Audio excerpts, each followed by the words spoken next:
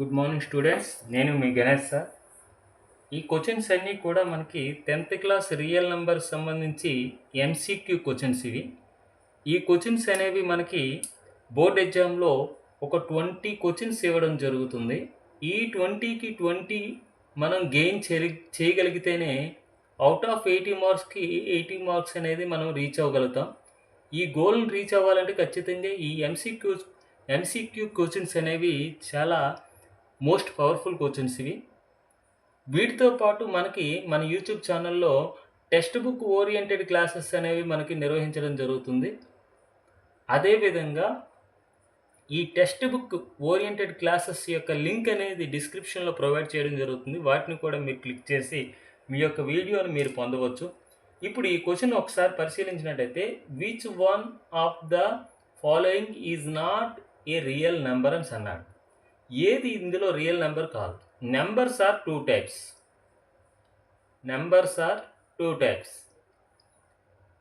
One is real number and another one is imaginary number.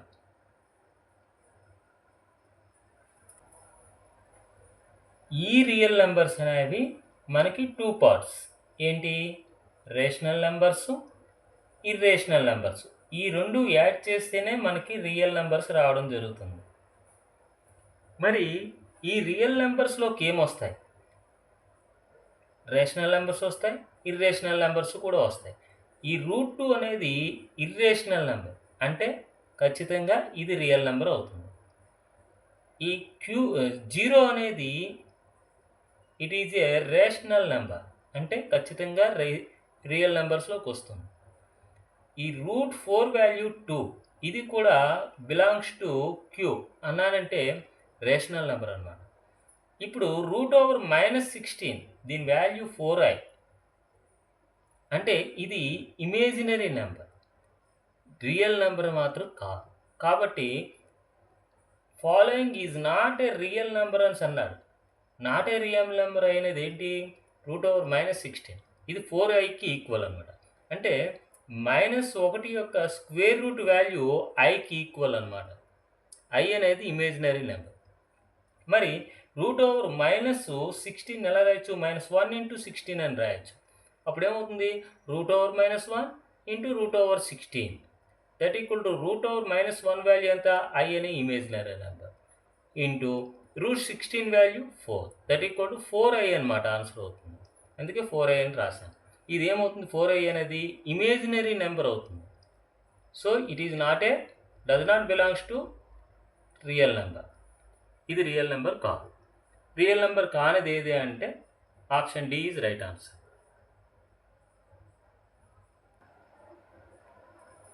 ఈ question ఒకసారి చూసినట్టయితే మనకి which one of the following is an irrational number అని అన్నాడు. అసలు మనకి రియల్ నెంబర్స్ అనేవి టూ టైప్స్ అని మనకు చెప్పాం. రియల్ నెంబర్స్ టూ టైప్స్ ఏంటి? ఒకటి రేషనల్ నెంబర్, ఇంకొకటి ఇర్రేషనల్ నెంబర్. అసలు ఇక్కడ ఏమడిగాడు? ఇర్రేషనల్ నెంబర్ని ఐడెంటిఫై చేయమంటున్నాడు. ఈ √4 వాల్యూ 2 బిలాంగ్స్ టు క్యూ, అంటే ఇది రేషనల్ నెంబర్.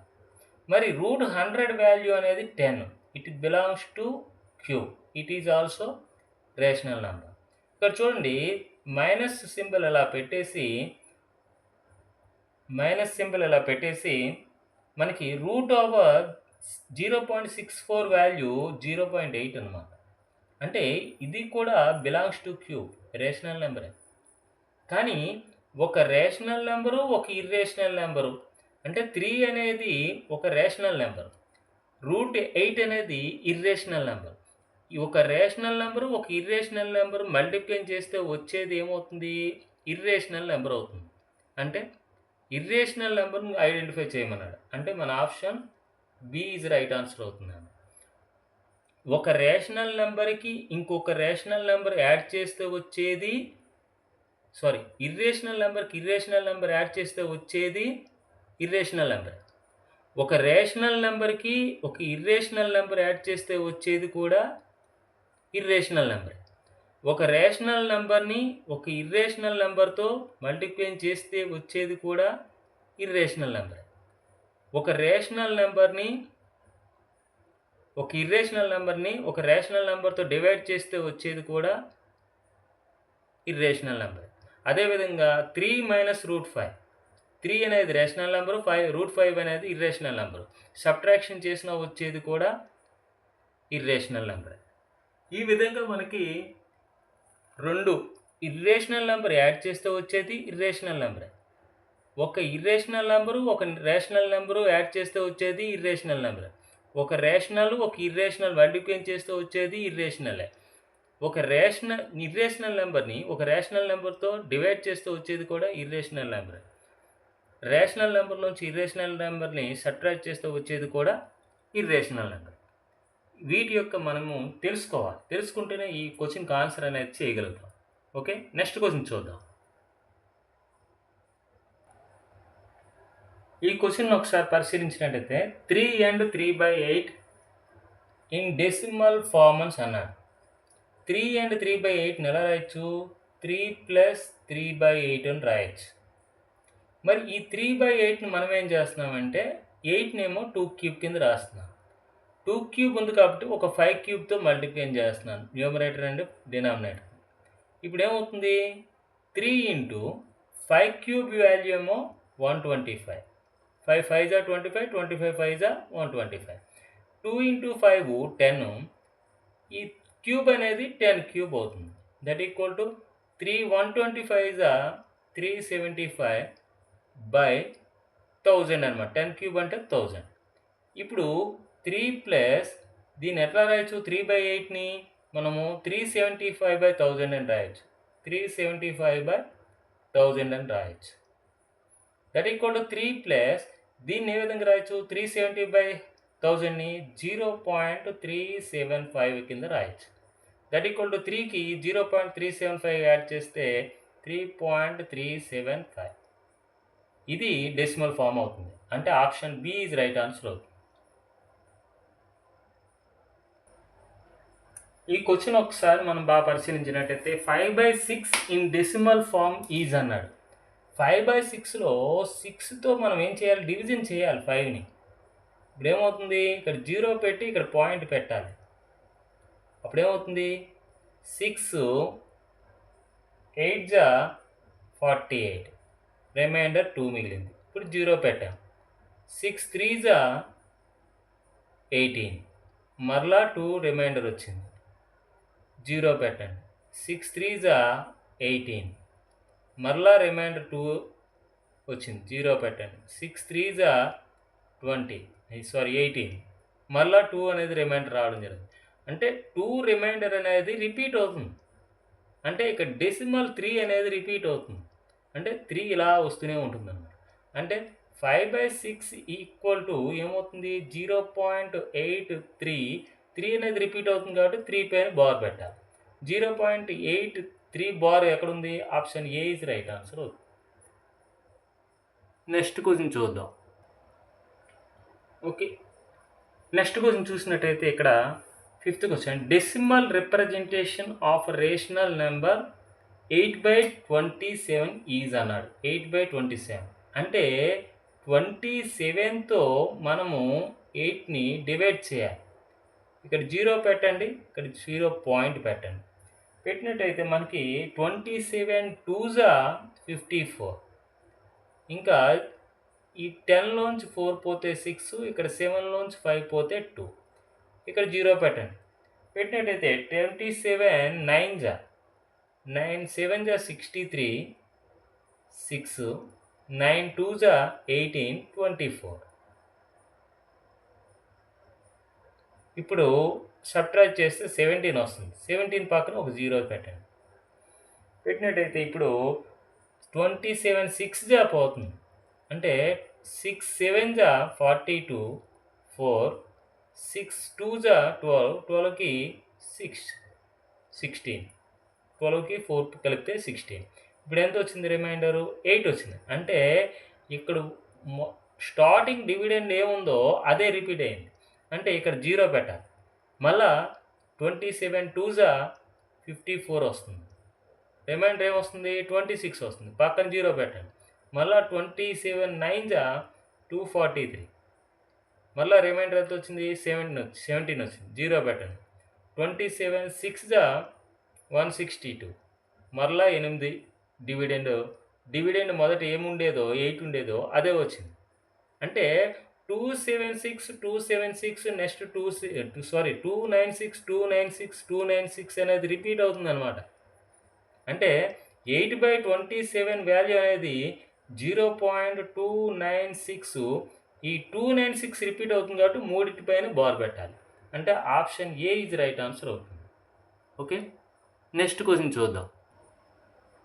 ఈ క్వశ్చన్ ఒకసారి చూసినట్టయితే 0.6666 etcetera so on in P/Q form is అన్నాడు. ఇప్పుడు దీన్ని ఏ విధంగా రాస్తామంటే 0.6 బార్ అని రాయొచ్చు. That equal to 6 by total number 6 by point తర్వాత ఎన్ని డెసిమల్స్కి బార్ ఉందో అన్ని 9s వేయాలి. దట్ ఈక్వల్ టు 6/9 అనేది మన ఆన్సర్ అవుతుంది. ఇక్కడ 6/9 అనేది లేదు. అప్పుడు ఏం చేయాలి? ఒకే టేబుల్లో కట్ చేయాలి. 3 2s 3 3s అంటే 2/3 ఆన్సర్ రావడం లేదు. 2/3 ఇంకా ఆన్సర్ ఎక్కడుంది? Option B is right answer. Okay, next question చూద్దాం. ఈ క్వశ్చన్ చూడండి, 7th question. The value of √5 + √2 into √5 - √2 is అన్నాడు. √2 అనేది ఇర్రేషనల్ నెంబరు. ఈ రెండు యాడ్ చేస్తూ వచ్చే టోటల్ది కూడా ఇర్రేషనల్ నెంబరే. ఇది ఇర్రేషనల్, ఇది ఇర్రేషనల్. ఈ రెండు సబ్ట్రాక్ట్ చేస్తూ వచ్చేది ఇర్రేషనల్ నెంబర్. మరి ఈ రెండు ఇర్రేషనల్ నెంబర్ మల్టిప్లై చేస్తే ఏమొస్తుంది అనేది మనం ఇప్పుడు చూడాలి. ఇప్పుడు ఇది √5, ఇది √5, ఇది √2, ఇది √2 ఈక్వల్గా ఉన్నాయి. ఇక్కడ ప్లస్ ఉంది, ఇక్కడ మైనస్ ఉంది. ఇప్పుడు a + b ఇంటూ a - bకి ఫార్ములా మనకు తెలియాలి. ఇక్కడ a, ఇక్కడ a, ఇక్కడ b, ఇక్కడ b, ఇక్కడ ప్లస్, ఇక్కడ మైనస్ ఉన్నప్పుడు ఫార్ములా a² - b². అదేవిధంగా ఏ ప్లేస్లో √5 ఉంది కాబట్టి √5² మైనస్ b² అంటే b ప్లేస్లో √2 ఉంది కాబట్టి √2². స్క్వేర్కి రూట్కి పోయింది, స్క్వేర్కి రూట్కి పోయింది. ఇక్కడ 5 మిగిలింది, మధ్యలో మైనస్ ఉంది, ఇక్కడేమో 2 మిగిలింది. 5లోంచి 2 పోతే 3. Our option C is right answer. Okay, next question చూద్దాం. ఇక్కడ ఈ క్వశ్చన్ ఒకసారి పరిశీలించినట్టయితే మనకి 0.36 bar in P/Q form is అన్నాడు. ఇప్పుడు 0.36 బార్ పెట్టాను. దట్ ఈక్వల్ టు ఏమొస్తుంది మనకి?